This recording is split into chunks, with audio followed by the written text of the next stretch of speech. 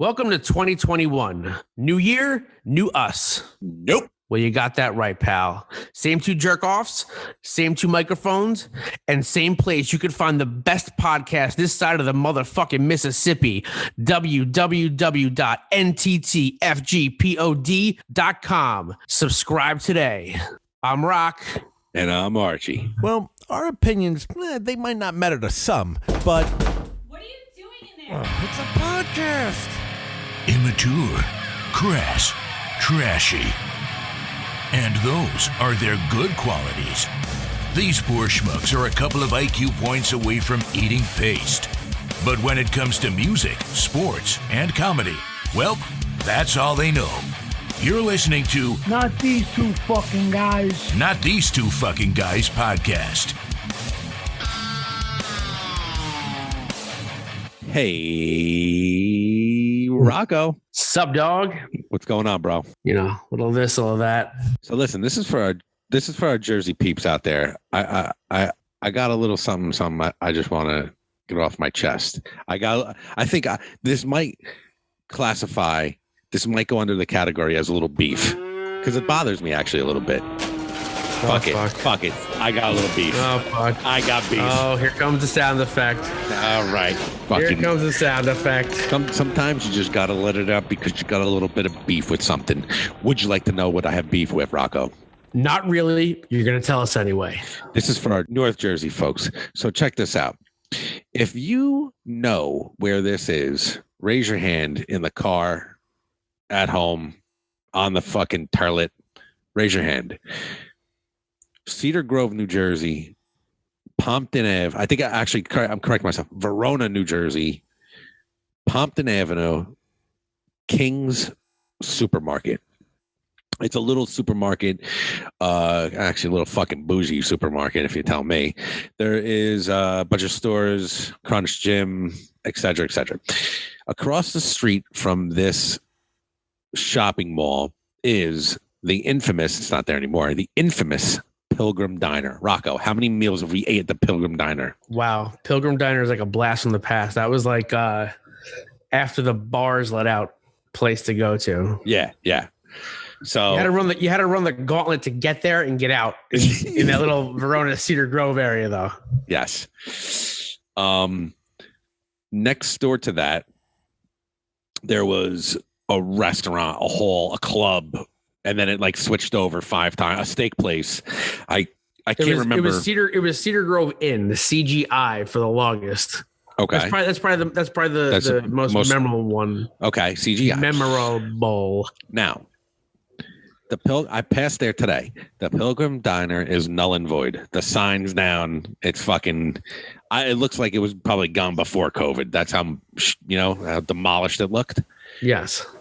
If you're looking at it, to the left of that was that hall, CGI. But I know it was another bar because we went there. We saw cover bands there. It was a steak place. I know that. And right smack fucking dab in the middle has been a goddamn psychic who's been there for 30 fucking years. It has never, ever went out of business. The light bulb has never went off. How the hell can the Pilgrim Diner, the CGI, all the establishments in that little area fucking turn over, but the psychic is still there? Explain to me. The psychic saw it coming. Well, you heard it there, folks. No, it's I know what you're talking about. It's crazy, though. It's like, do people really go to psychics, though? Like, is that like a thing? The only person I know who goes to psychics is my mother-in-law. Really? Mary goes to a psychic? She fucking, bro. Oh, let me know how that psychic was, so-and-so, because I'll make an appointment. I'll go.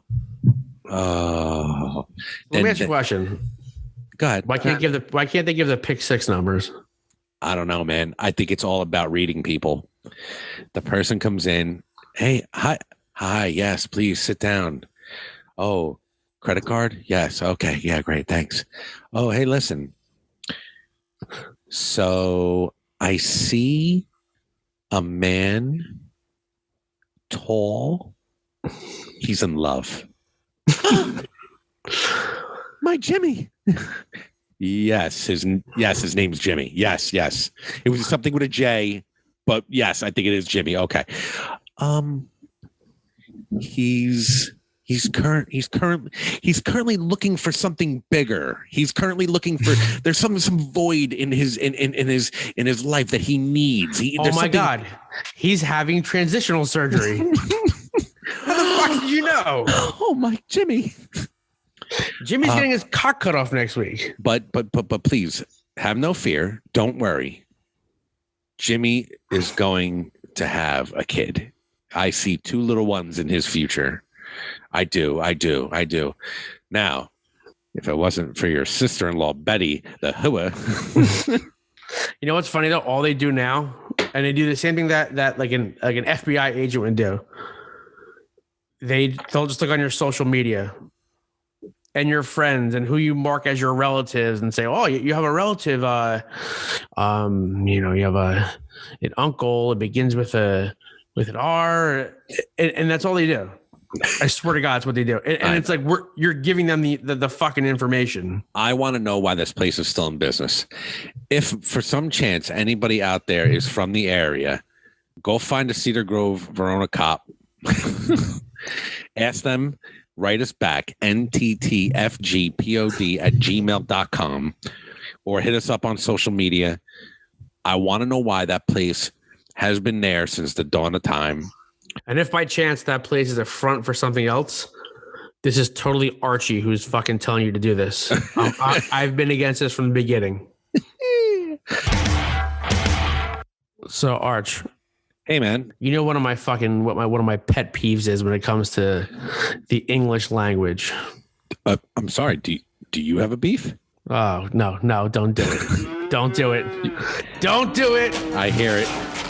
Oh, fuck. There it is. Rocco's got a beef. He's got a beef. Rocco, tell me what it is, bro. Tell me. It's when people shorten words that don't need to be shortened. Whatevs. What the actual fuck with that? My number one has always been and always will be when people say, you think we should order some guac? Oh. Fuck you. Fuck anyone that looks like you and their cousin. You think anybody started a restaurant called Guac and Roll? Oh, God damn it. All right. Whatever. It's literally the fucking... I was trying to think of like words that people shorten that I hate. Guac has to be number one. Do you mind if you say, can I get a pirate roni? That's terrible. It's terrible. It's actually I was hanging out with my brother and we were ordering pizza and he's like, you want to get we'll get a pie. This place is really, really fucking good. You'll love it. It's like, a place you would find like Bloomfield and Nutley, but he lives out in Saddlebrook. It's like, he's like, we'll get half pep, half spesh. I said, what the fuck did you just say? He said, we're gonna get half pep, half spesh. I'm fucking. I was like, I just left. If he didn't if he didn't know MMA, would you have not thrown him out the window? I would have. Yes, correct. If someone looked at me and said, "Would you like a half spesh?" I would have fucking walked out. Out. That's it. It was no. Truth be told, I forget the name of the pizzeria. But the spesh was pretty special. pretty delish.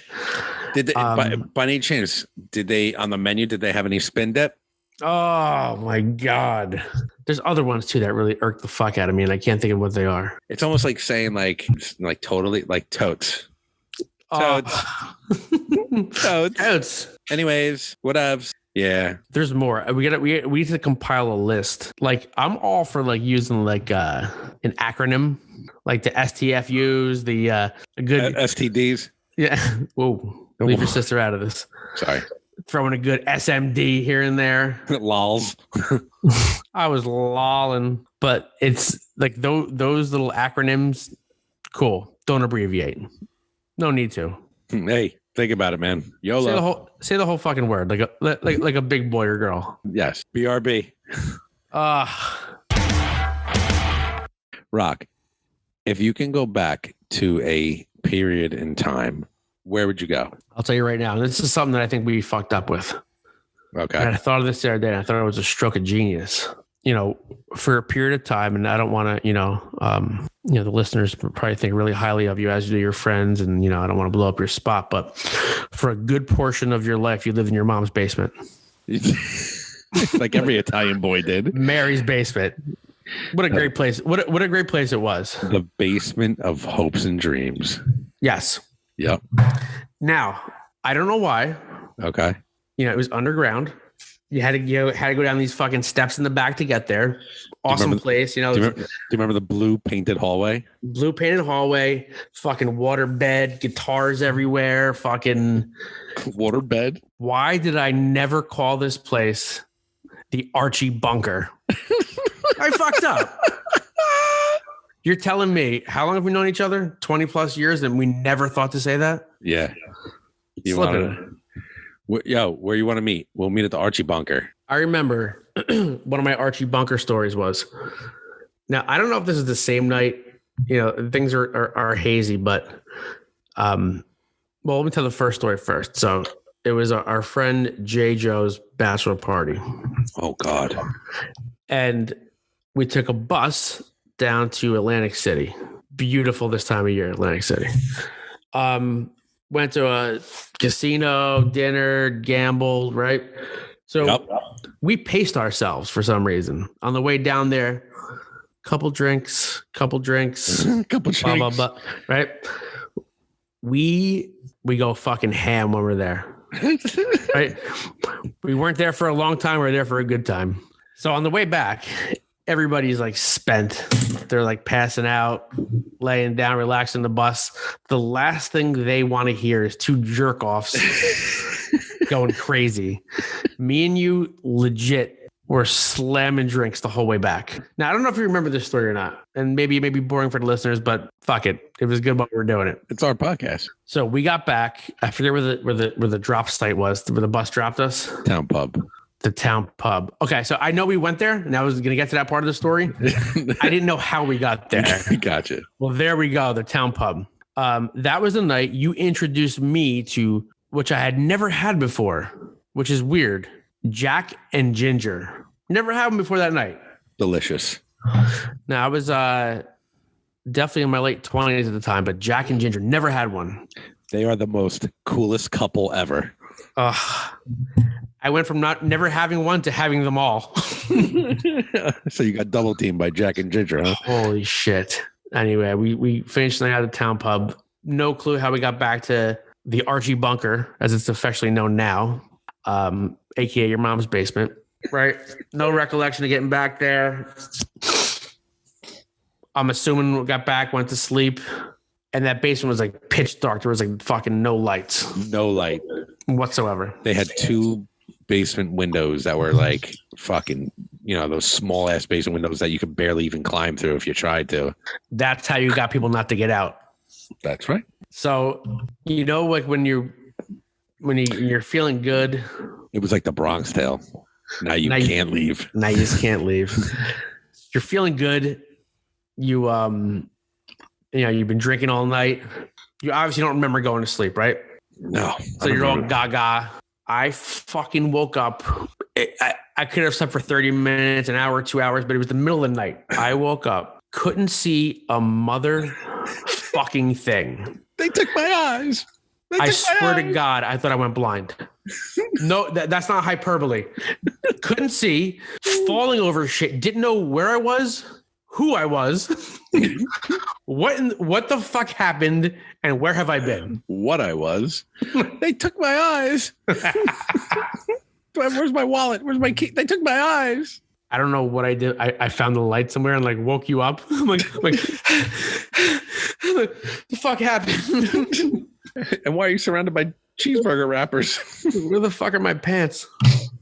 Why are you wearing my pants? Now, I don't know if that was the same night or a different night when you pissed in the corner. Oh, man. No, not in the bathroom. The corner. Yeah.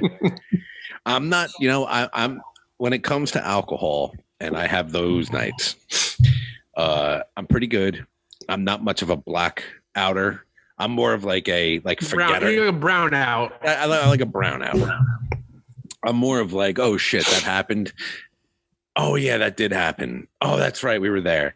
I'm not like, oh man, I don't have fucking any idea, dude. Like, I'm not really that guy.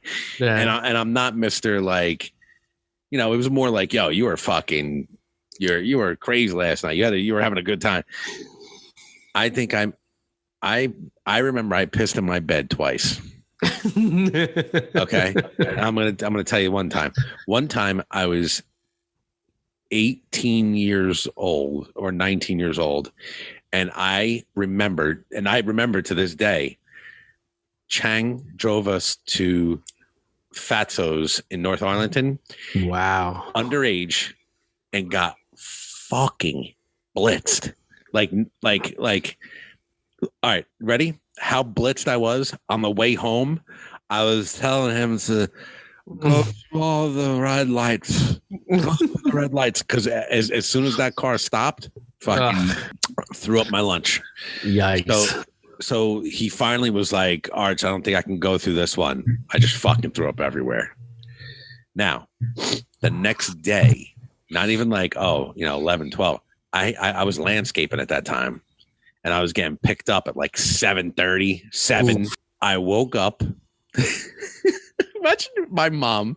Imagine you see your fucking. It's 7:00 in the morning. My mom is like just getting her bearings, maybe her first cup of coffee, and all of a sudden she sees her disheveled son in shorts, a work boots, a guinea tea, and carrying his mattress out the door. She goes to me. She goes, "Where are you going?" I look at her. I go, "I gotta go to work. I pissed the bed. I'll talk to you later." I brought the mattress outside and put it against the house, and I got into the truck, and I forget which guy it was because I was working a couple crews. He goes, I remember, I think it was like this kid Henry or something. He's like, "Hey, what are you doing with your bed?" I was like, "Drive, bro. Just drive." That was one time. And then another time was in the basement of Hopes and Dreams, Archie's bunker.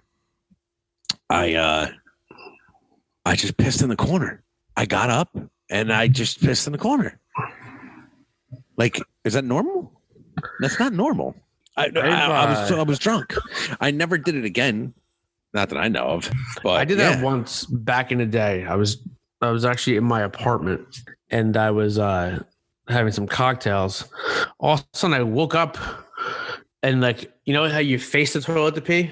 Yeah.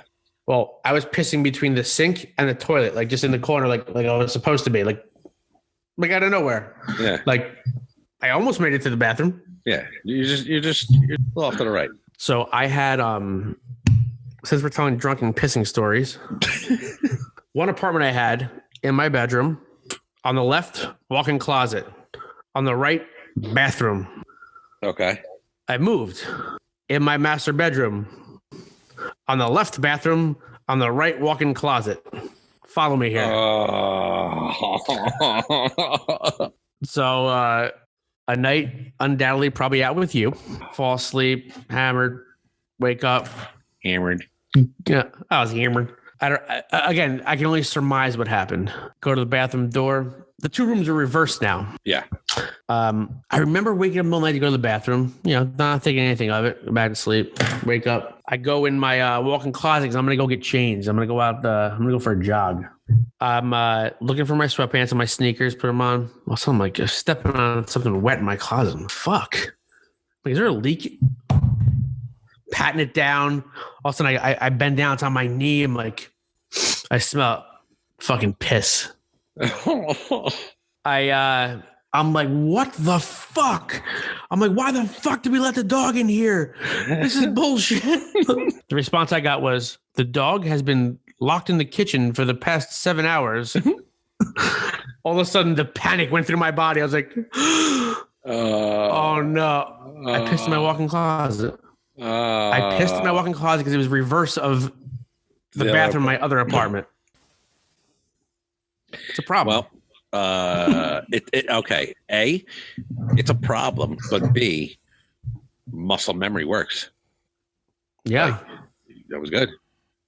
But you fucked listen, up. like my dad said, don't piss on my shoes and tell me it's raining. I didn't say it was raining.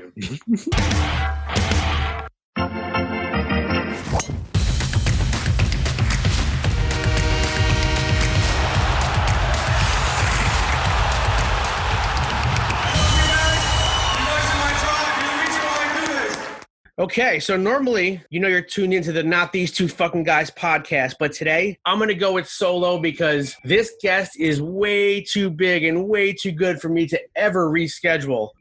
He's an actor, stunt performer, mixed martial artist, MMA ref, judge, color commentator, host, and he is in the UFC Hall of Fame. Ladies and gentlemen, Mr. Frank Trigg. How are you? What's up, pal? How are you? Good. Yeah, all things considered, I'm doing pretty well. Yeah, so first and foremost, how are you and your family doing during this COVID-19 pandemic lockdown situation? It's normal for us. Nothing has really gone crazy. We live in LA County, which is the second tightest county in the entire country outside of New York City. With the 5 boroughs being locked down, we're on complete lockdown here. But for us, this is kind of normal. This is what our life is like pretty much between Easter and 4th of July. I work mainly episodic television. So it's your primetime TV, your SEAL team, NCSLA, SWAT, things like that you see on primetime during the week. Those shows are shot starting the week after 4th of July. Okay. Through the week before Easter. And that's kind of, we'll get Christmas off, get Thanksgiving off, obviously, but that's usually the schedule. And it varies a little bit depending on the show, but kind of that's the time frame. So during this time, usually, this year are big birthdays for each of us. So we're like thinking about going off to the Bahamas or going off to Europe for a while. Like this is like our normal time to be kind of out and about. Sure. Other than that, and not having the 2 rising cards during this time I usually travel to Japan for. Other than that, this is pretty much normal for us. This is what we do. We stay at home. We cook at home. We really kind of don't see that many of our friends during this time. One, because most of them have kids and they've got end of school, summer vacation coming up, and they got their own stuff to do. But also, too, we're trying to sequester ourselves because we travel so much during the rest of the year. So for us right now, this is kind of normal for what we do. My 2 younger kids that live in Vegas with their mom are missing baseball. They're still getting their schoolwork done. Vegas is a little bit more open than LA is, so they're having some time to hang out with their friends and a few friends and that kind of stuff, folks that they see all the time. So they're doing okay. And my eldest in New York is on complete lockdown because of living in New York State. That's just what has to happen right now. And sure. He's spending every day. He's not at work. He's every day with his daughter. So he's super happy. So everyone in my family right now is doing very well. Like there's no real issue. No one is sick. Everyone's fine. No one's injured. No one's hurt. Other than being bored is the biggest complaint I get. My nephew calls me pretty much every day to tell me, hey, by the way, I'm bored. When are you coming over? My brother lives down the street, so I go see him and my nephew, my niece, every day, if not every other day. And he's like, when are you coming? When are you coming? Because when I get there, then it's all of a sudden, I'm the crazy uncle, so it's party time. That's when the party starts. Yeah. It's time for games and paddleball and throwing balls outside, and all of a sudden I'm the half cocked uncle that always shows up. So it's great. That's awesome. Yeah, I have an 8-year-old daughter, and obviously homeschooled. It's she's pretty much got cabin fever. Everything is I'm bored. And it sucks, man. This is obviously something that we've never gone through in our lifetime. So it's there's no roadmap, there's no blueprint, but I'm glad to hear that you and your family are all doing well. You got to navigate this. This is they were talking about. I can't wait to get back to normalcy. I can't wait for everything to go back to normal. Just understand, get your head wrapped around it. There is no more normal. Yeah, we're not going back the way things were. Things are going to be different now for the rest of our lives than they were 6 months ago, 5 months ago, 3 months ago. It's going to be different. It's what it is.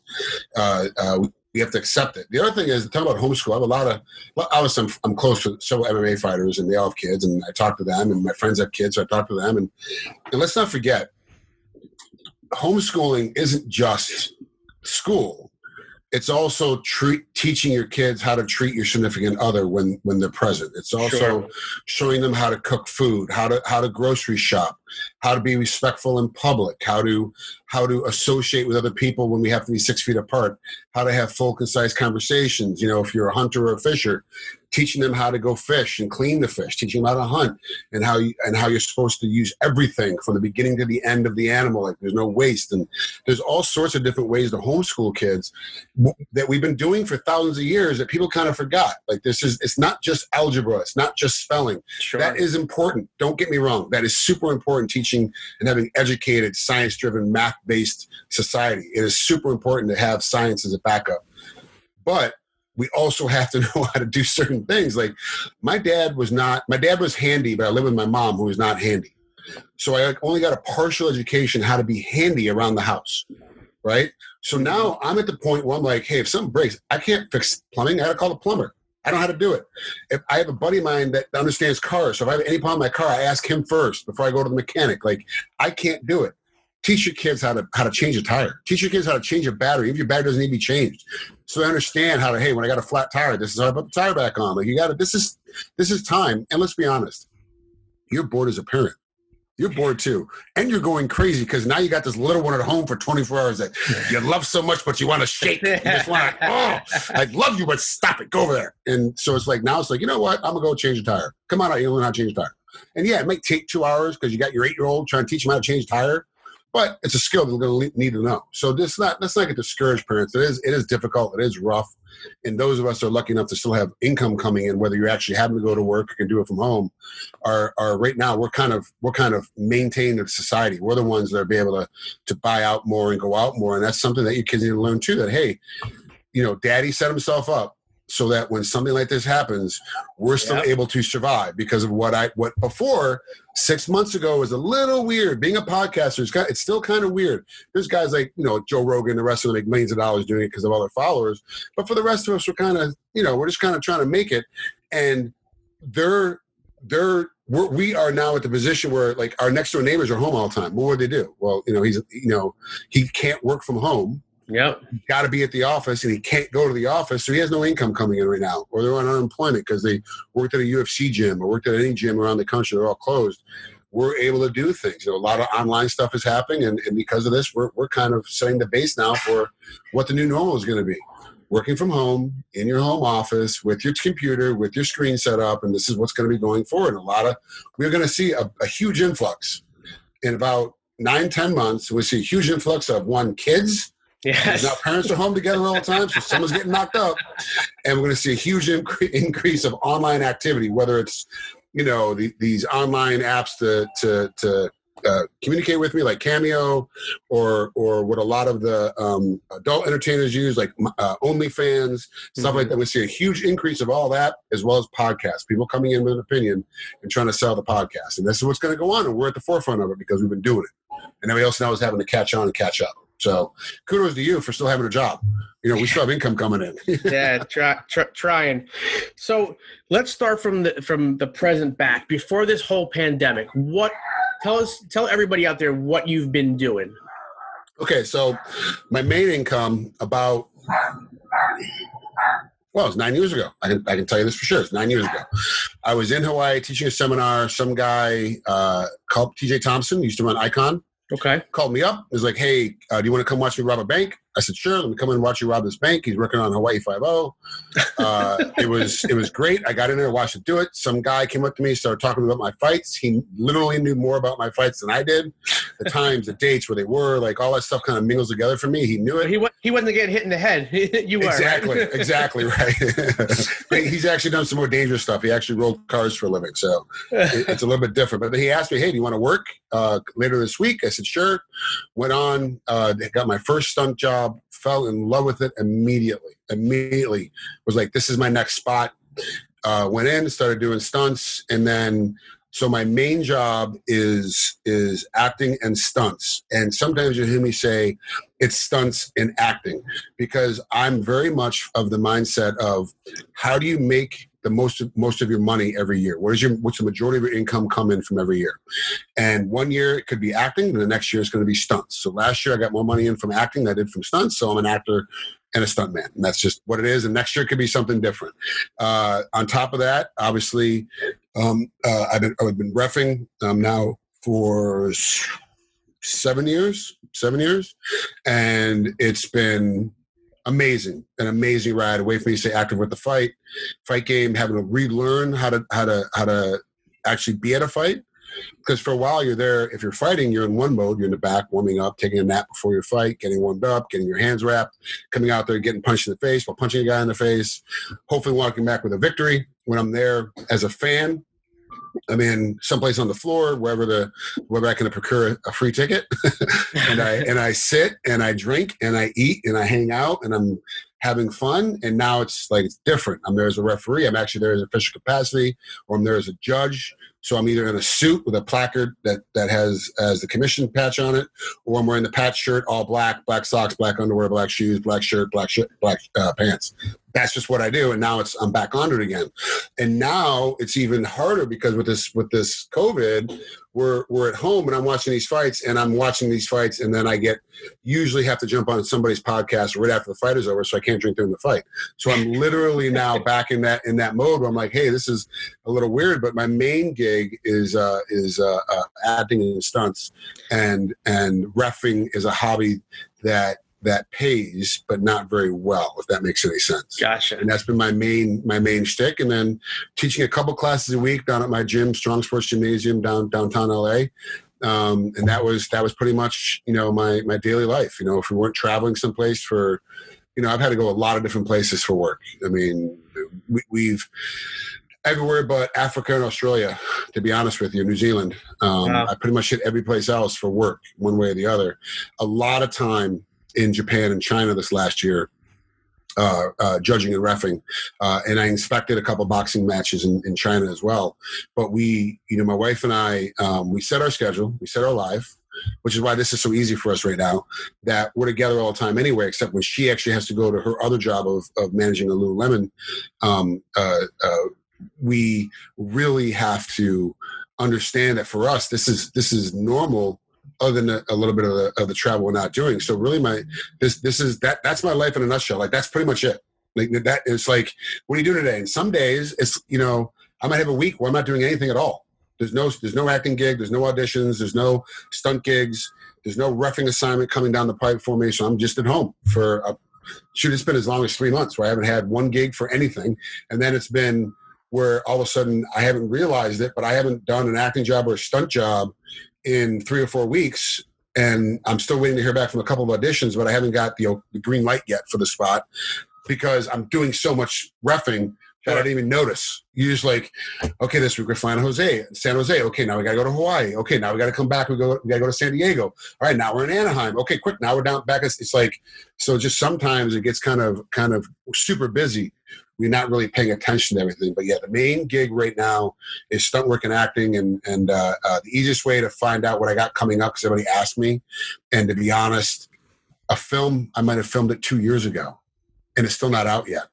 Or 18 months ago, and it's still not out yet, so I forget about it. Like, I didn't, I totally forgot I was in Snatched until I'm on a plane flying home, and I'm like, oh, this is an interesting movie. Let me watch it. I start watching it. Oh, I'm in this movie. I'm in this. Holy shit. Of course, I'm not in it till the end, but I'm in it. So I have to watch the whole thing, and it was, it wasn't bad. It's like, oh, I totally forgot about it. So the easiest way to do is go to my website, franktrigg.com. At the bottom, there's a couple of companies that I endorse right now: Ground-Based Nutrition Supplement Company and Alternative Medicine underneath that. And then, but above that is all the links to my Twitter, my Facebook, my Instagram, and my IMDb. If you go hit my IMDb account, it tells you what I'm in and what I have coming up. And actually, I was so impressed by that. I don't mean to cut you off, but obviously, I got to know you as being a fan and as being one of my favorite fighters. I looked at your IMDb page, and I knew what you were doing, but holy shit, you're in a lot of stuff. Yeah, I've been very lucky. I've made some, and I'm not going to lie, it's because I fought and had some great fights. And the reason why I'm in the Hall of Fame is because the Matt Hughes 2 fight, how epic that was, even though I lost it, I'm still in the Hall of Fame. And it does hold a little bit of weight with different people. It's funny. In our industry, the UFC Hall of Fame doesn't really mean much. It just means you're an old guy that had some great fights, and it's really not that significant, but it's significant to a lot of people outside of MMA. Sure. Fans, obviously, are in MMA, but the fans, it counts quite a bit. And you kind of talk about it amongst it. So when I go on set, like, I'll be with LL Cool J, and he wants to talk about fights. I'm working on NCSLA. I'm working with Chris O'Donnell. He wants to talk about fights. And so you get there, and all of a sudden, Troy Brown, who's a stunt coordinator, is like, dude, these guys like you. They like working with you. Every chance I can, I'm going to get you on.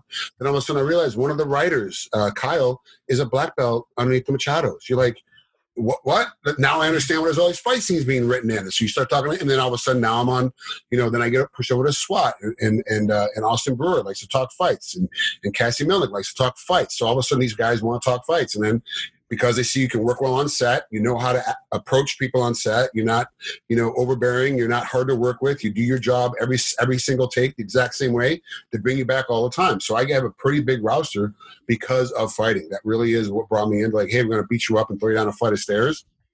Okay, let's go down a flight of stairs. Am I going down head first or ass first?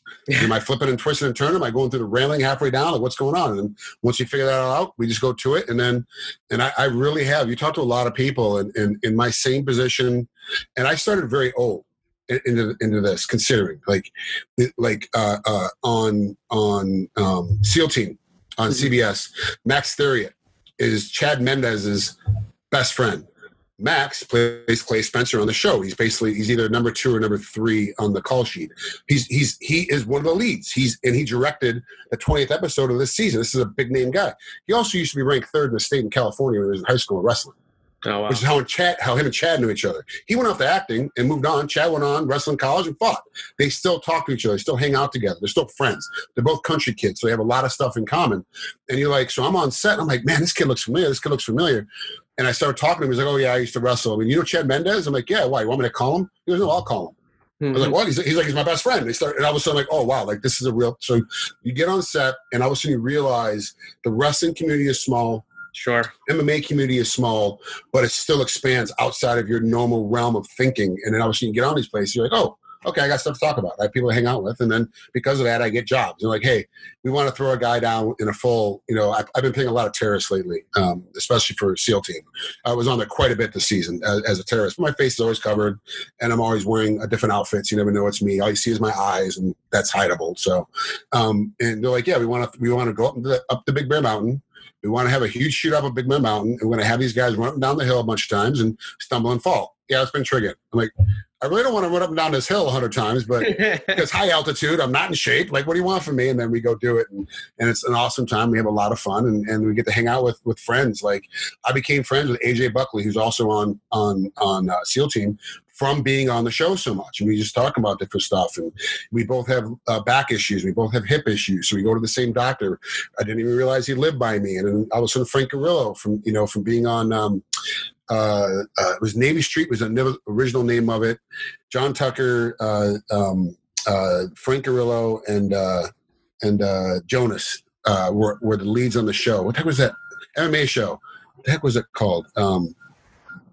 Jesus, I forget the name of it. But I became friends with Frank Carrillo from being on that show. And all of a sudden you forget that Frank's like a hugely accomplished, high-level A-list actor.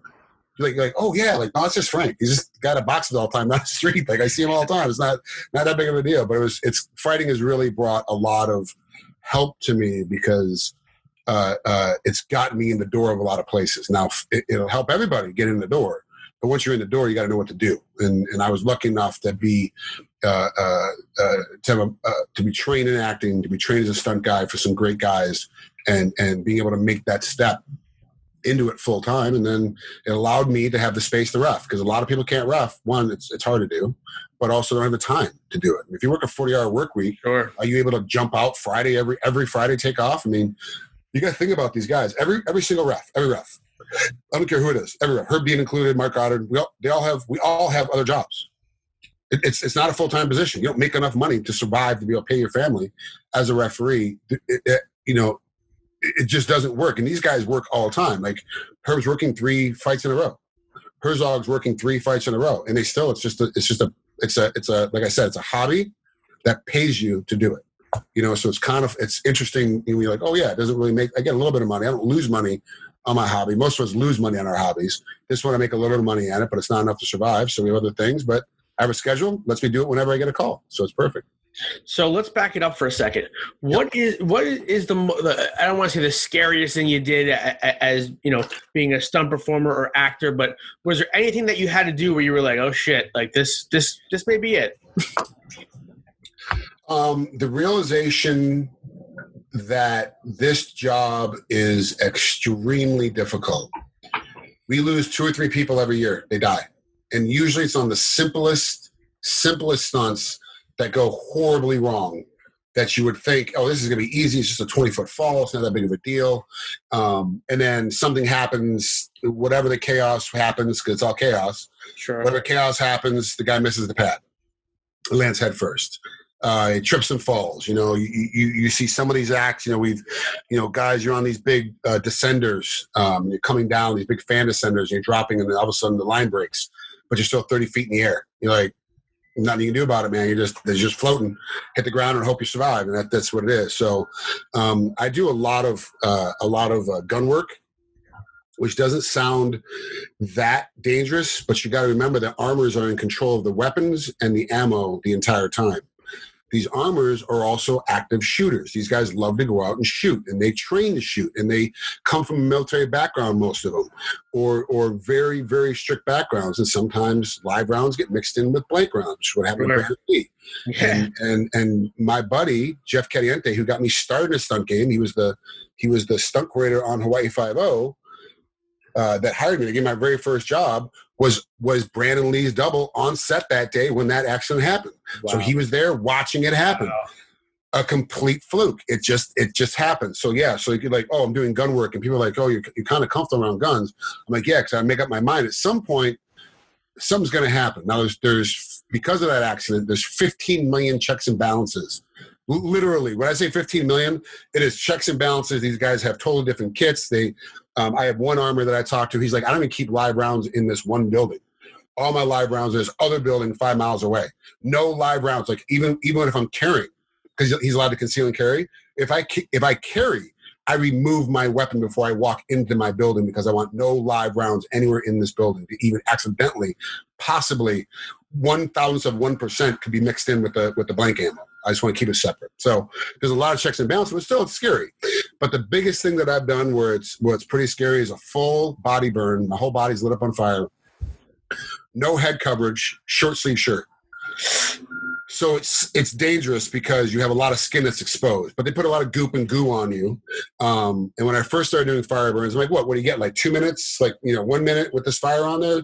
And everyone around me is laughing their asses off. Like I'm some kind of simpleton that's walked in. They're like, 2 minutes? Oh, geez. It takes like 45 minutes to get all the gear on to get lit on fire. And then you have 15 seconds once you're lit on fire, but before that fire has to be out. Because it's going to start to burn through. Fire is nasty. It will burn through all the protective gear, all your stuff you have underneath. It goes right through it and melts the plastic suit you have on underneath or over the top of your thermal gear. I mean, it's crazy how quick that happens. So for me, the one time I went out there and went, okay, guys, okay, hold on. This is going to be bad. Okay, all right, I'm ready to go. And then had to tell them, okay, go ahead and light. And they lit me up, and then we sent and went, and that was it. And Lily was on fire for every bit of 12, 13 seconds before they put me out. But it was like the whole time is the highest amount of I wouldn't say fear, but anxiety that I've ever had was during that time. I was like, okay, I'm getting lit. But now I'll do a fire burn on my arm. They have gel that goes over your arm that you don't have to have a sleeve on. They just put gel right on your skin and it won't even burn through it now. And I'll put that on. I'll do a full arm burn. Oh, and then they come in and they put it out and we're done. I'm like, it doesn't even bother me anymore. You get kind of immune to it after a while. So, I mean, let's talk about, and you backed it up. We talked about your Hall of Fame fight at UFC 52 against Matt Hughes, the second fight against him. I mean, that card, I feel like, is one of the most iconic cards in the history of UFC because it was kind of right after. I mean, that was when Chuck and Randy fought, and they were the coaches in the first season. It was the first time. Not the first time, but, you saw GSP fighting in the first fight against Mayhem Miller. Talk about that event and what your mindset was going into that fight. Because at that time, you and Matt Hughes were some big rivals. Yeah, I couldn't tell you anything about the event. I couldn't tell you who else fought in the card. I have no clue. I didn't even know until Ariel Helwani asked me when they made the announcement that we're in the Hall of Fame. of what UFC it was. Like I had no idea. He's like, do you remember the date? And I have no clue. I absolutely have no idea other than it's UFC 52. What the date was, what the year was. Oh, wow. I couldn't tell you. I literally have to get online to look. I have no idea who else fought on that card. No clue. Not one iota who else was on that card. No idea. You could pick a name. You could say Dan Severn, and I would believe you because I honestly have no idea. So understand that's the way all of us think. If you're one of those guys or gals that looks back all the time, that's always trying to revisit the past for something that you've been in, you're never going to move forward. So a majority of athletes are always like, yeah, move forward. And so we'll look back on something for, hey, this is my lesson that I learned. This is the mistake I made, or this worked for me last time. And I'll kind of incorporate that, but I still got to change it for the next time this happens. That if you keep looking back, you just get drowned in it. So I never really looked back. I didn't even see that fight until we were walking out before the Hall of Fame speech. I'd never seen the fight. And then all of a sudden they play the whole, it's only a minute long or whatever it is. So I'm sitting watching the whole thing backstage. Then I have to come out and give my speech. So I honestly can't tell you anything about it other than it's a fight that happened and I lost. And I thought I won it and then I didn't win it. And that honestly is my total synopsis of the fight. Because it at the moment, now if you'd asked me 3 months after, I probably could have told you to the second, because I probably still would have remembered it. But it's so long ago now. And it's so, I've emotionally wrapped myself around it, right? Because it was I didn't get hurt physically. It's the emotion of spending 12 weeks in a training camp, getting ready to beat a guy that you know for sure, 100%, no doubt in your mind that you can beat. This guy is so beatable. It's so easy. I've got the game plan. I know how to do it. And it's working up until it's not working. So you have to deal with the emotion of, crap, I suck. I put all my time, all my effort, all my heart and soul in this training camp, everything to get hyped up for this thing, to come back and be like, yeah, none of it worked. All of it was useless.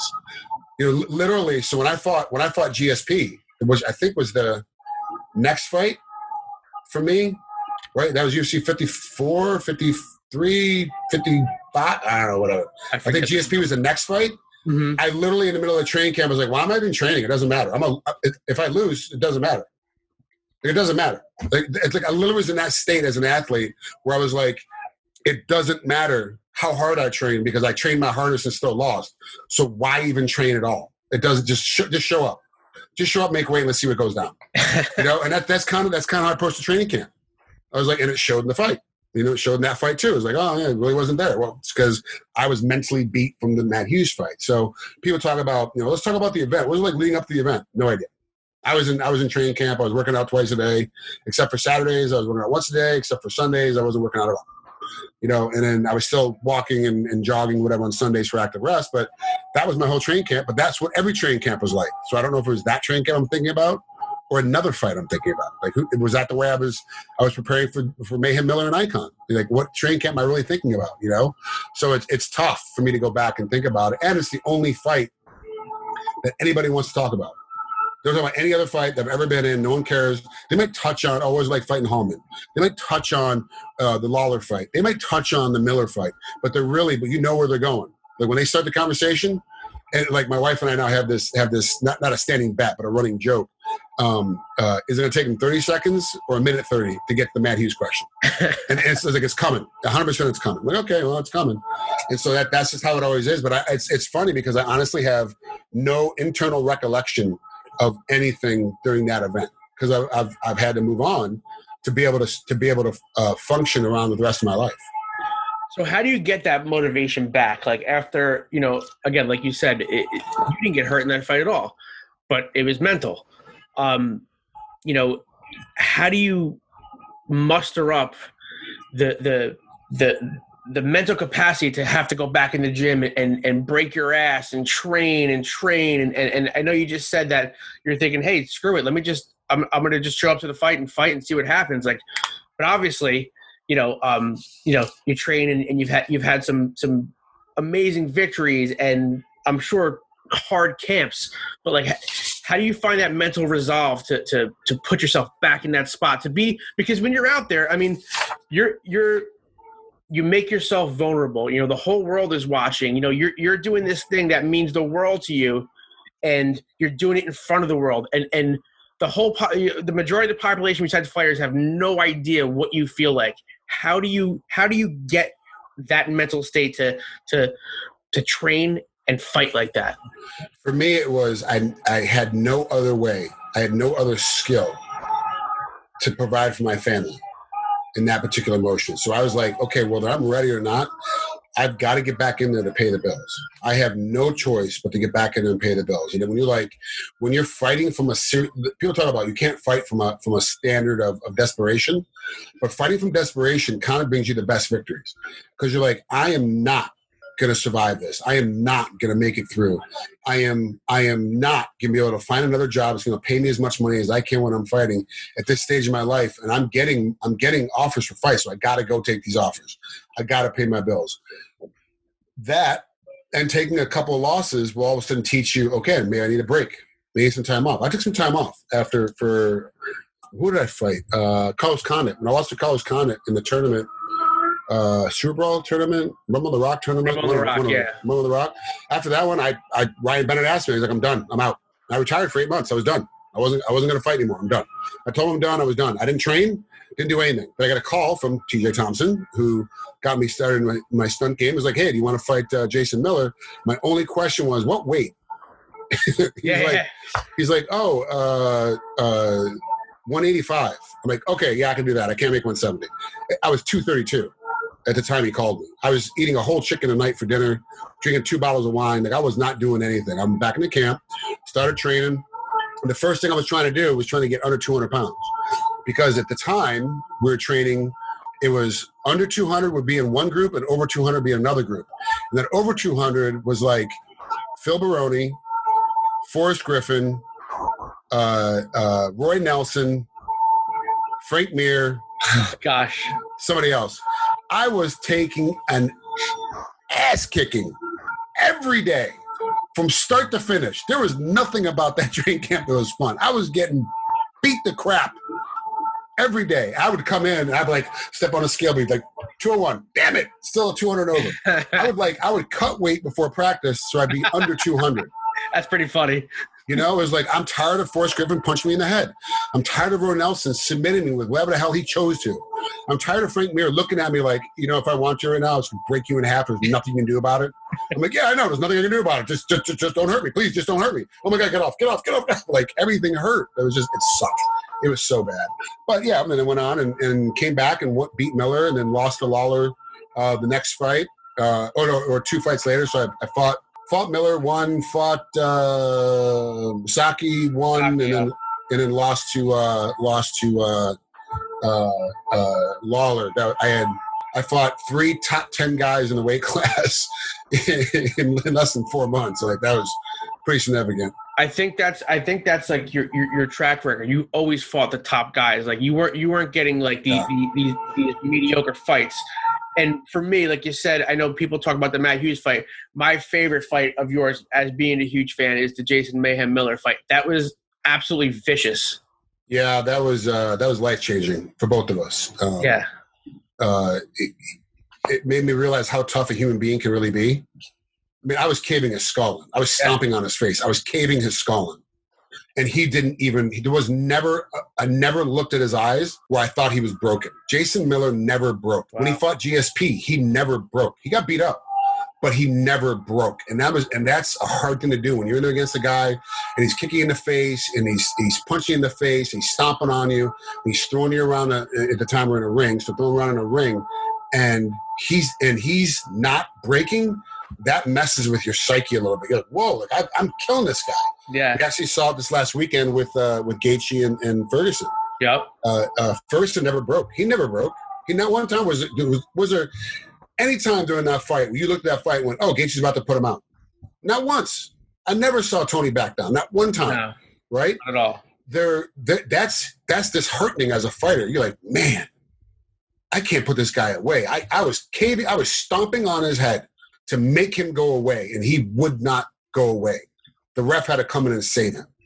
Yuji Shimada had to step in and stop the fight to save him, because Jason wasn't going away. Now that's life-changing for Jason. He learned real quick how tough he is and what he can get away with. And he goes a little crazy later. We all know his track record. He went a little nuts. And I really learned, like, you don't ever think that you're better than anybody on the planet, ever. Because you had the toughest training camp of your life and still lost the fight against Hughes. You had a super hard training camp because you were super fat, won this fight, but you couldn't put the guy to a point where he broke. Now you got to understand, people are still going to lose when they don't break. So you can go into fights now. I don't have to break you. I just have to beat you. And it changes your mentality. But it also lets you know if something bad happens, like whatever, society falls apart. Like everyone thought society was going to crack in the beginning of this COVID lockdown, that we're all going to fall apart. If society does fall apart, I realize that every human being out there, male, female, woman, a man, child, doesn't matter if it's an adult or a child, that person is going to do what they have to do to survive. And it's going to be really hard to break people when desperation sits around you. You're like, okay, well, that's the case. And I know I got to go to the next level. So now it's like, I learned a lot in that fight. Like that, I learned a lot in that fight. And the Lawler fight, the knockout Lawler fight taught me a lot too. It taught me a lot that I could take a lot more punishment than I thought I ever could. That's for sure. Well, listen, obviously tough as hell. And that Mayhem Miller fight really just showed me something about, and again, Mayhem Miller's tough as hell, right? And it showed something about him, but it showed me, the killer instinct you had, and even though the guy wasn't giving up, and the ref saved him. It was brutal. It was probably one of the most brutal fights that I've ever witnessed. Yeah. It's still so. Hawaii uses a different rules. They use the pride rules, so you can stomp and head stomp, soccer kick, and do all that stuff. So that fight gets talked about more, obviously, because Hawaii's relationship with Japan. Sure. It gets talked about a lot when I go to Rizin. Like, a lot of fans will come over and they'll talk to me and they'll have me sign photos from when they saw me at the Miller fight and all that stuff. But the one thing that kind of disappointed me about that fight that nobody really picked up on is that he had two rear naked chokes on me. I got out of both of them. But nobody says anything about that one. But they still were like, oh, yeah, you lost to Matt Hughes twice. You lost to GSP by rear naked choke. I'm like, yeah, but then the guy that was actually really good at it, Miller, couldn't do it. Like, I mean, I learned, right? I learned. Can you give me some credit for learning? No, you don't get any credit for learning. You still suck. All right. I think what happened was the closing segment of that fight made them not talk about anything else in the fight, and that was the narrative on it. And I will fully admit, I completely cheated and grabbed the top rope and held onto the top rope as I stomped on his face, which is totally illegal. But the ref didn't stop it, so I didn't do it. Hey, listen. It is what it is. So you have a unique perspective that I don't think any other mixed martial artist can really talk about. Is you were a fighter, a commentator, and a referee. Now, each one of them is uniquely different. Obviously, they're different mindsets. You're looking at things differently as a fighter when you're looking at somebody who wants to, take your head off on the other side of the cage. As a ref, now you have the two fighters' safety in your mind. And as a commentator, and I know you've done some stuff with pro wrestling, and I want to talk about that later because I'm a big pro wrestling fan. But, your job is kind of get these guys over, Yeah. So tell me, obviously, the differences in between each and what you thought, what you didn't know before you actually did it, what would be unique? So with commentating, I didn't realize that, oh my gosh, was a huge crutch for me. Like that's that, people say, like you listen to commentators and they're very smooth about it. My reaction was always, oh my gosh. And I would say it probably 75 times a broadcast, like easy 75 times. It was a little crazy. So I really learned that, commentating wise, that we all have crutches, word crutches we go to, we can't remember stuff, and how to fix that. And the easiest way to fix that is to study. Don't show up to commentate so this is how it works at home. Play by play, which is the John Anik, talk about UFC, he's the John Anik of the world, where they tell you what just happened. Great 1-2. Great front kick. Great. That's their job. Tell you what just happened. The color commentators, the Joe Rogans, the DCs, the Dominic Cruz, those guys, they tell you why it happened. The reason why that happens is because he stepped around. You can see right here. You see DC when he does the replays. Mm-hmm. Stop right there. Let me show you. Play it again. Stop right there. See that? You see that little? And he gets into it. He tells you. So because we're experts, the color guys, we're experts in the field. Right? We're experts at this particular sport. Some guys tend to show up without actually studying. And they get the crutch. And you start listening to ums, and they mispronounce stuff, and they're not sure. They have, it's like kind of a jumble. But the guys that study, they show up, they have no crutches, they talk all the time. You're like, oh, because I don't have to concentrate to think about that thing that I need to bring forth so I can talk about it. It's right in the front of my tongue. I just talk about it right away because I've started my studying. I've done my thing. So one of it is be prepared, which is weird because as a fighter, what do you have to do? Be prepared, which is weird. What you have to do as a referee, you got to be prepared. So it's like, it was weird because all three of them, you have to be super prepared in what you're about to do, right? So that goes across the board. The problem is, as a commentator, my original style was self-deprecation. Oh, not a rear naked choke. Like, I can tell you from experience that those things really suck. He's going to be really hard for him to get out of it. It's locked in behind his head. He's got to peel the hand. But it was always me going against. Now my style is very much about truth. Okay? Dominic Cruz and Cejudo and Henry. Dominic doesn't look as fast as he normally does. It's first time back. I know it's been 12-day layoff. He's had a couple of knee surgeries. Hopefully he's going to come back correctly. But we're seeing here in the first 3 seconds, he is moving the same way, the same patterns, but he's not moving as fast as he is. And obviously his leg kicks are starting to have a problem. So now it's very matter-factual. And I will call guys out when we're fighting. Trigg. We've seen him fight. We've seen all of his fights. We saw him fight this guy. We saw him fight this guy. What is he doing right now? This makes no sense. I do not understand what he's doing. He must have had a bad training camp. He's getting bad advice from his co-owner, or he is just not mentally there because this is not the guy we're used to seeing. And I'll get like Phil Baroni, Josh Barnett came after me after the fights were over. Like they're like, I called their fights. I saw them fights later, and they like parted the sea. Trying to get to me to yell at me. I'm like, what are you mad at me for? Did I say it was a lie? No. Did I make anything up? No. Okay, then what? You're mad at me because I hurt your emotions? Like, you're a fighter. Stop bothering me. Like, there's literally, like Phil Baroni and I got into it so bad that he throws no jabs. He only throws power punches. Well, his power punches were landing. He got exhausted at the end of it. He was absolutely exhausted. I'm like, if he could just throw a jab, he'd be able to work his power punches. He's not throwing a jab. He calls me out the Zion Center back when I was training for that Miller fight. He's like, you and I are sparring today. Only you and I the whole day. I'm like, fine, no problem. I am too weak, too slow, and not skilled enough to catch Phil Baroni with my hands. All I can do is wrestle him, take him down, and grapple and keep him from punching me. Guess what the rounds are? Striking only. Oh, boy. Yay! The hardest I've ever been hit in a practice, Phil Baroni did to me that day. He hit me so hard, I thought about quitting the sport again. I'm like, this is not what I want to do anymore. So I had to go jab.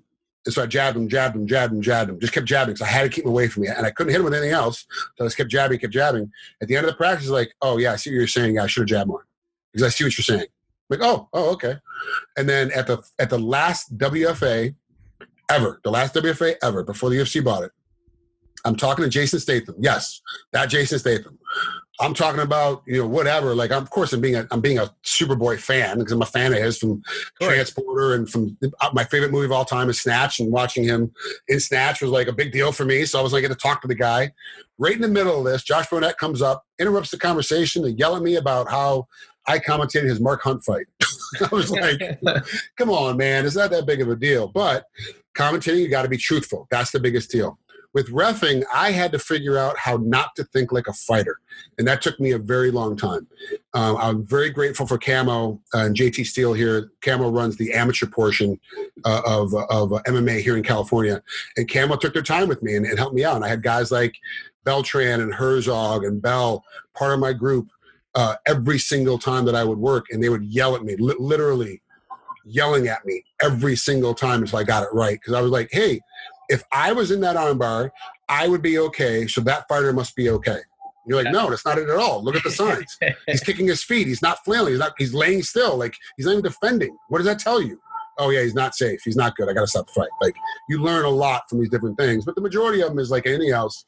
You got to be prepared. You have to be prepared for everything that comes about. And also, you say you did some judging as well. Say again? You did some judging as well, you said. I do judging all the time. Like, it's like, especially the amateurs. I still go back down and do a lot of amateurs. They'll hire 2 judges and hire a ref and hire 3 refs, but all refs will judge too. So you'll pat down one fight, you'll ref one fight, you'll judge one fight, then you'll pat down. So that's the rotation. And then, so you're reffing and judging. I judge probably a third of the time. But when it comes to like UFC, Bellator, I judged the first night in Hawaii. I judged 4 fights that night, 5 fights that night, and then ref the second night. With UFC, I only ref their fights. And of course, I'm on the undercard. If I'm lucky and I'm blessed and it's the right call up, they'll give me like maybe the first fight on the pay-per-view, or the second fight on the pay-per-view. And then after that, it's going to be your big guys, like, because main cards are big fights. Like, who are you going to call the ref, Anthony Smith or Glover Teixeira or Rothwell and OSP? Like, who are you going to call? Are you going to call Frank Trigg, who you think can do a pretty good job and do all right in these very important fights? Are you going to call Beltran, who's shown you over 400 times in championship fights that he can do the right thing? Like, I'm going to call Beltran, and that's the right call. Call Beltran. That makes sense. So I'm always lower down in the card where I should be, and that's the way it's going to be for another couple of years. I mean, it's all about time in. So now, have you gotten any perspective where, like, because it's obviously different when you're in there and you're fighting and you feel like you're doing good or you feel like you're doing bad, and it's very different when you're judging. So, like, have you ever watched one of your fights and thought that I won this fight and that's total bullshit? But then rewatch the fight and be like, wait a minute. Okay, so being in there, it's a different mindset, that stuff that you don't see, but watching it. Well, let's talk about the Matt Hughes fight, the part 2. Yeah. Underneath the rules of the time, the way it was being handled, the way it was going on, there is a spot that it could have been stopped. But the way that all the fights are kind of being looked at as a referee, the fight goes on, I lose that fight. If we review the fight under today's protocol, with today's rules and today's regulation, I win that fight when I knock him down. 100%. That's just how it is. But that's the fact of a sport that's so new. Our sport is still so new. Football is 100 years old. Basketball or baseball is 100 years old. They've had time to go through all this. They went through all this in the 30s and the 40s, fixing these problems. They were doing that during World War II, fixing these problems, right? The League of Your Own movie about the female softball teams, baseball teams that came out when all the men were gone at World War II, they were also changing rules and fixing problems that they were having before when the men were playing in the big league. So like now when they switched it up, they came back, there was new rules applied because the women have shown us how to do them and how it works and how to make it work right. So there's always an adjustment. We're still in an adjustment period of MMA. We are literally every Thursday for California Athletic Commission. I have a judging Zoom meeting I have to do for 2 hours every Thursday. Volunteer. It's volunteer. It's not mandatory. It's volunteer. They can't force me to do it, but we do it to keep our judging level up, to understand. We watch old fights. Give the scorecards off the old rules and regulations. Watch a round. Give our score off of today's qualification to see what the difference is. See what we're doing, improving, trying to understand. We're going to see, I'm telling you, we're going to see a lot more 10-7s coming out. We're going to see a lot more 10-8s coming out. The way we are viewing fights are getting better. The way the judges are viewing the fights. Why do you think Derek Cleary and Sal D'Amato are in Florida? It's not because they suck. They're the best judges in the world. Like, these are the best MMA judges around. These are the guys you want to have, right? So they're going to, even if you have those two and another judge you're not really sure about, even if it's split, these two more than likely will be on the right side and the other guy will be on the opposite side, so the right guy still wins. You know what I'm saying? Like we saw with Waterston and Esparza. Yeah. Right? We had that one judge that went 30-27 one way and everybody else went 30-27 the other side and 29-28. You're like, how do you go 30-27 the other way? Like, what are you watching? Well, that judge needs some help. He needs a little bit more experience. Like, so these things are happening. That's what we're doing. We're trying to learn. We're trying to understand. And the judging, for me, is so fucking difficult. Oh my God, it's hard. Holy crap. Like, if they call me right now and say, we're going to fly you right now to Supersonic Jet, and you're covering Anthony Smith and Glover Teixeira tonight, I am absolutely 100% going to tell them I am not judging. I'm not doing it. It is so hard. I have so much respect for judges, for timekeepers. Are you kidding me? What they got to do? It is so difficult. I love reffing. Would much rather ref. I mean, it gives me, what do you want to do? Ref. I want to ref. Like judging to me is so difficult. It's so hard. And there are so many things that's subjective. It's subjective. Is that jab a power jab or is that jab just a regular jab? Is that cross? Because a cross doesn't mean it's a power cross. How much did it land? Did he get it blocked? Just because there's sweat that flew everywhere. Did it actually make contact? Was it being blocked off by the hand? What's happening? It's so much harder. As a referee, all I got to do is stop the infractions. Get your hands out of the fence. Don't touch his groin. Keep your fingers out of his eyes. Let's make it a fair, clean fight. That's all I got to do. That's my job.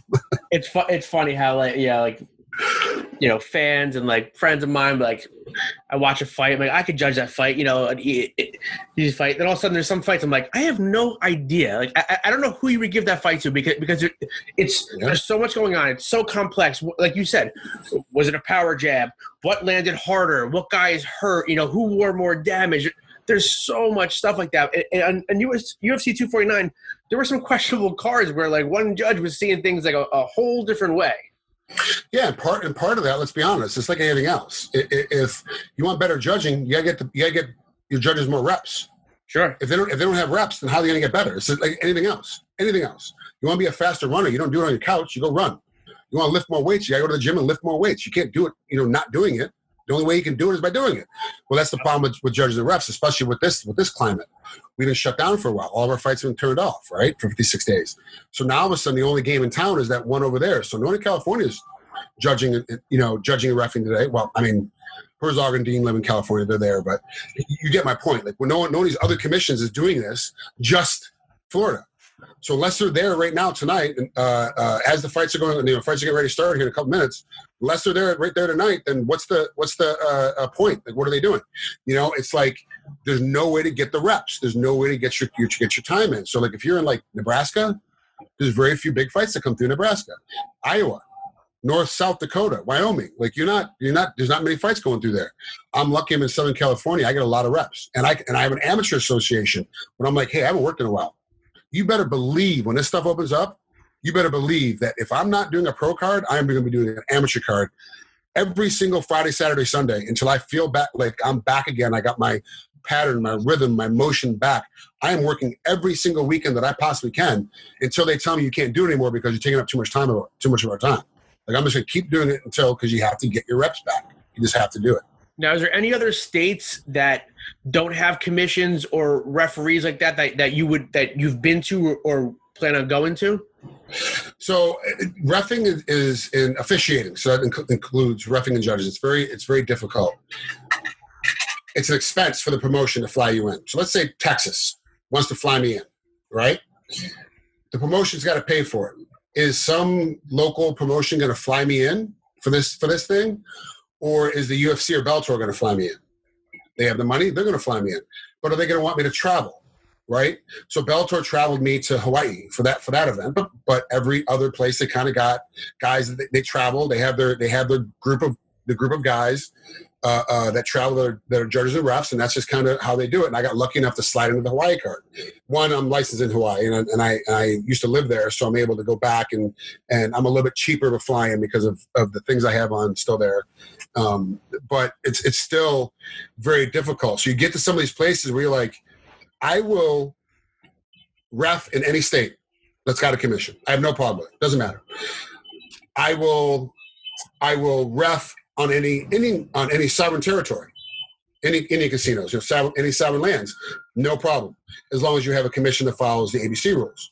But I'm okay with it. I'm not going to go ref someplace that's like no way, head stomping and face kicking and eye gouging and groin shots. Like, well, I'm not about that. That's not my game. There is the cool thing is that when these big promotions bring you in, they've got their own regulator. So if there is no commission, they have their own commission there to do it. UFC has Mark Ratner, who used to run Nevada. Yep. Left Nevada. They hired him, brought him in. He runs them. So when they go anywhere in the world that doesn't have a commission, Mark Ratner sets it up, just like he did in Nevada. Just like the reason why UFC is in Nevada, the reason why all the big boxing shows used to go to Nevada. Now it's California, Nevada are battling for the shows. But it's because of Ratner that brought that along. So when UFC goes to Germany, France, they go to France. No commission. Well, guess what? Ratner's setting the commission up. And they're bringing in all the refs and judges. But, of course, they're bringing in their crew from England. Mark Goddard and that whole group. they're good because they're closer. That's the guys I'm going to bring in. So, yes, I will travel anywhere, but right now I'm only licensed in California and Hawaii. Those are the only 2 places I'm licensed. So, is there a fighter out there or a fight in a certain time that you wish you had? Maybe you were close to it. Maybe it was just a dream fight. BJ Penn. Yeah? Yeah, BJ Penn. It's the only fight that I wish, not because I'm mad at him or didn't like him or wanted to, it's because he was the prodigy and he's one of the best guys. And he moved up in a weight class and fought Lyoto Machida. And I was like, man, I would love to fight BJ just to see where I'm at. I just want to see where I'm at. No, and it'd be one of those anti-bullying fights. No, man, love him. Love everything about him. Love the way he trains. Love his relaxed lifestyle. Like, love how he how he approaches it, how he's always been aloha in front. Like, I love that about him. I want to test myself to see where I'm at. When both of us were in our primes. That's the one fight that really got away from me that I wish I'd really like. Just a chance to get in there and fight BJ Penn, just to see what would happen. That's respect. Like you said, you don't want to fight this guy because I think I'll kick the shit out of him. It's you want to see where you're at, and the person you want to fight is obviously someone that you're respecting. So we would have loved to see that fight. It would have been great. I mean, I talk to BJ about it every time I see him. Like, I'm like, dude, it's the one that got away, man. I wish I had it. He talked about it. Like, yeah, it would have been a great fight. We could have done it in Hawaii. We could have done it on one of his promotions. I would have asked for a neutral ref, and then we just would have went after it and see what happens. It would have been fun. He probably would have submitted me just because he's got a weird little game bound back then that I couldn't deal with. But hopefully I could have punched him in the face enough to make him back away. There you go. Who are some of the fighters that you admire now? Geez, man, and you got to admire every single one of them. If you step inside that cage and they lock that door on you and you're not backing out, you got to be. It's because it's a different game now. It's not because I want to prove my wrestling is the best martial art. It's not because you're trying to prove jiu-jitsu is the best martial art. These are martial artists now. These are mixed martial artists now. Sure. These ladies and gentlemen understand the entire fight from top to bottom. So a lot of the guys I like to watch fight, but they're also my friends, is like Carlos Esparza, Ashley Evans-Smith, Max Holloway, Brian Ortega. I really like watching Justin Gaethje. I like watching Tony Ferguson. Like, these are guys that I like to watch fight. Like, I enjoy their fights. I don't necessarily enjoy all of them, how they approach the fight. Sure. The trash talk, the stuff like that. Like, I am not on the Conor McGregor train. I'm just not on it. I don't like any of that stuff he does before. I don't like the trash talk. I don't like it. I just don't like it. It's just not for me. But you better believe I listen to everything he says. I watch everything he does. I don't like how he approaches it. I'm like, man, I can't believe he just said that. You do realize you've been watching this interview for an hour and you've been saying that for an hour. You don't like what you're like, I know, I get it. But I'm still watching. Shut up. And then when the fight comes on there, I'm all, okay, he's about to fight. Nobody talks to me. Nobody asks me any questions. Everybody shut the fuck up and let me watch this fight. Just shut it. And so you start watching the fight. And it's like, so there's some guys where you're like, I don't particularly like the way they approach the fight, but I particularly watch everything that they do. So it's a little, I'm a hater. But I'm really a lover. It's kind of weird. I'm like, it's just what it is. So, but yeah, there's some guys I just don't like how they approach it. I just don't understand, the trash talk. It just makes it a little weird to me, especially when you're as good as these guys are. These guys are exceptional. Like, they're top. Like, the people I named are the top. You start looking at like Rose Namajunas and you're like, Thug Rose doesn't need to be a thug. She doesn't. She walks in there and is like, I just want to love everybody and peace and love, and this is a job, and I'll punch you in the face. Yeah. I've always been a believer of, again, even if I didn't agree with the trash talk or how they were, I think whatever you have to do for yourself to get you up to go fight somebody, I guess that's what you have to do, right? Yeah. I may not agree with it, but I'm not the one in the cage. Look at the Diaz brothers. Yeah. They're the most gentle, polite, exquisite men that I'm telling you, the first time I met them, I was like, oh, here it comes. I'm going to get slapped at some point. They were so nice and so respectful and please and thank you, ma'am, to everyone around them and treat everybody with love. You're like, hold on. Are you guys, what? Like, I don't understand what's going on here. You guys are a little different than I thought. And that's their thing. They got to hate you to fight you. They got to hate you to fight you. That's their thing. That's their thing. They mentally get ready to fight you. They got to hate you to fight you. That's it. You're trying to take money out of their pocket. You're trying to steal their house from them. You're trying to take their cars from them. That's their thought process. And I totally get it. I understand it. Now that I know that's what they are, I get to talk to them afterwards and before, and they're like, oh, yeah, we get it. Yeah, and they're soft-spoken and they're very calm. Like, all right, cool. All right, we're good. That's your shtick. That's your little pro wrestling game. Yeah. Hey, just to give you a heads up, the fights are getting ready to start. I got about 3 minutes left. I got to hop off. Okay. All right. So listen, we'll finish this up real quick. Talk about your time real quick in TNA wrestling, because I'm a huge wrestling fan, and you got to work with Kurt Angle and AJ Styles. Man, what a great time, man. I just did something with Impact a little bit ago. Scott D'Amore was my wrestling coach when I was at TNA. He is the vice president of whatever name they gave him, vice president of something or other, washing people's socks, I think, at Impact. And Moose, Big Moose, that's on Impact. Yeah. I coached him when he was with the Atlanta Falcons. Oh, wow. That's awesome. I worked on the Atlanta Falcons for a couple of years. So he called me when he retired and was like, hey, I want to get into pro wrestling. I go, let's find out if you really got it. I'm like, hook it with my wrestling coach and see what happens. Hooked him up with Scotty. Loved it. Now Moose is the guy. Moose is Mr. Impact. He is the guy. Like, he spent his time. He's a great asset to that company. Scott brought me in, took me with his wings, showed me the bumps, whatever. I realized that I'm a much better entertainer. I'm more of a Hulk Hogan than I ever am a Jimmy Snuka. Like, I'm an entertainer. I'm never going to be a great wrestler because I've already got injuries. I've already got beat ups. I've already got bangs. Like, so I'm going to be that guy. I'm going to be more of a Jimmy Hart style kind of guy. I can jump in and out on occasion and do some crazy stuff, but it's mainly going to be a mouthpiece, and that's my shtick. I wish the TNA thing went longer. There's some confusion between management at TNA and my manager at the time because I was still fighting.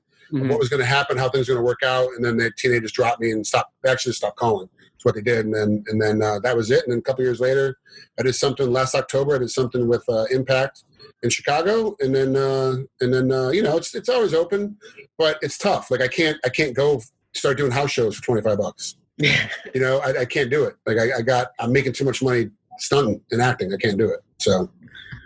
Well, listen, you got so much going on between being a stunt performer, actor, all the things that you're doing. I appreciate you taking the time with me today to talk a little. It's been a huge honor. You're a gentleman. Enjoy the fights tonight, and I thank you so much. The great Frank Trigg. Thanks, guys. Appreciate it. Thank you, brother.